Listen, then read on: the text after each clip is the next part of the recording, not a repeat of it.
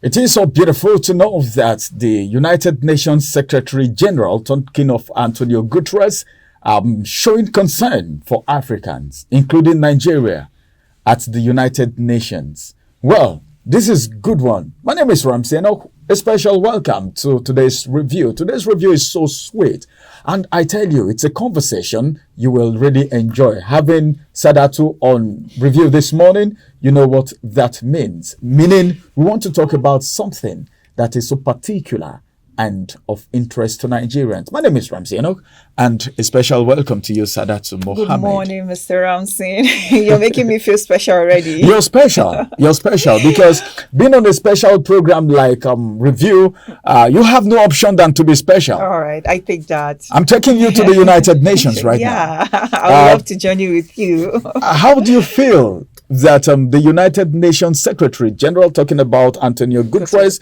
telling African leaders, that was Thursday, today, all right, that the injustice against the continent must be corrected?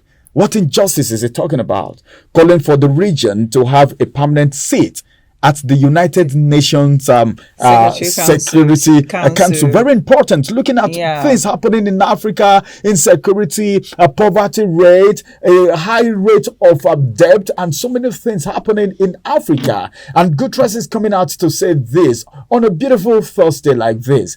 Does it bring some form of relief, or what's your thoughts? Okay, to me, the first question is, are we actually ready?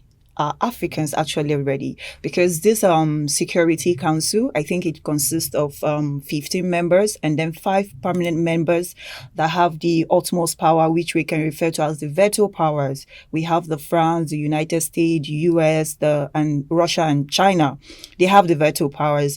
And these people emerge as the world power due to their military capabilities. You know, their development, they are developed nations that have this power. I think they are charged with keeping peace, international peace, sanctioning countries that does not abide by the rules and regulation of the UN and other things. So now the question is, are we Africans ready? Because from the look of things, so are we ready? Are we? That is the because question. A lot of this is a good development actually. As a history student, we've been questioning this. Why is it that there's no African nation that is among the 5 permanent Security Council? Why is it that there is no African state that is one of them? If any state should be there, it would have been Nigeria. But then should have been Nigeria. We are faced with a lot of insecurity, a lot of problems that at the end of it, we still have to rely on this superpower to come in to our aid, to come and fix 1 or 2 things.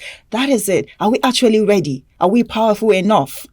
Economically and other aspects, military-wise, economically, yes, technologically wise, in terms of weapons, because weaponization will not be taken out of it. If you check them out, there are people that when they start their propaganda, military propaganda, you will not be able to stand them. By the time China wants to dispose their weapons, like their arsenal, is something that will shake you as a Nigerian. So the question is, are we actually ready? This is a good development, but then are we actually ready? I think it's so good because Guterres is saying it's a historic injustice that needs to be corrected. Well, meaning he is feeling it, because most of the things happening in Africa are things that you can actually hold the people in power to. And these people do a lot of things. There are some things that may be going on in Africa that if you are part of the United Nations Security Council, you can't just do and go away with it. Okay. There will be international interferences. There will be control, questioning, sanctioning, and all of that. And you know what that means to Africa? So many things happens in Africa. I don't know. That could be the reason why all of this is happening, that they've not been part of it. Well, we are still showing this inferiority complex. Like we are not that capable yet. We are still showing it because we still go out to borrow money. We still go out there, we borrow money. We still go out there to seek for advice. We still go out there to seek for aid. We are not, putting things the way we should by ourselves. When we stop depending on those people, that is when the growth, the development will comes in. And then by this, you don't even need to voice out. They will be the one that, okay, this nation is doing well. Okay, let's pick them in and bring them in.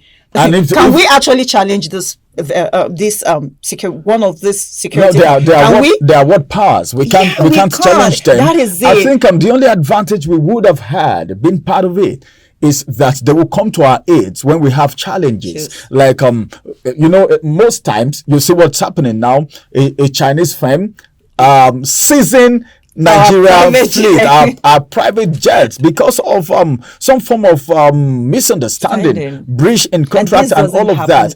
It doesn't happen. Probably if we're part of the United Nations Security Council. Imagine few days ago, the United States gave an order that they should confiscate Nicolas Maduro's airplane that landed in, I think, Florida or Dominican Republic. You see, that is the power we are talking about. When you have the power to command, to give something out there, the world will respect you. Remember, you were asking questions. You were asking questions. To join United Nations Security Council. You have to be powerful. There are things. Apart from that, there are. I think that is where the power lies. Part of it. Okay. That's part of it. But there are some other things, criteria that you need to meet up with, probably. And maybe these countries have not met that requirement, or probably Instead, they have some things they are running away from. We are being part of it. Okay. We can't meet that criteria right now. I'm telling you, because this Security Council, this 5 permanent Security Council that I mentioned earlier on,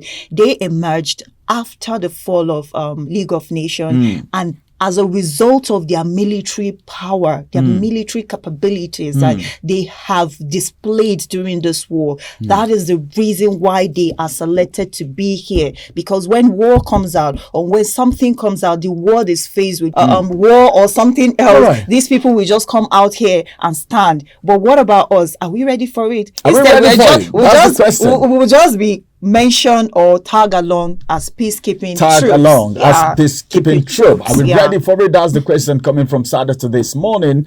Is Nigeria ready for it?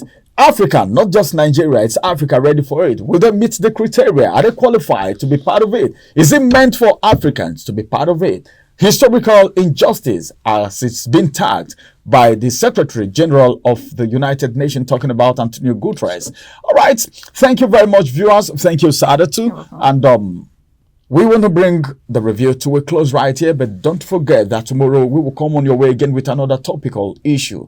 Think about it. If we were to be part of the United Nations Security Council, would we be facing what we are facing today? My name is Ramsey Enoch. See you again tomorrow. Bye-bye for now.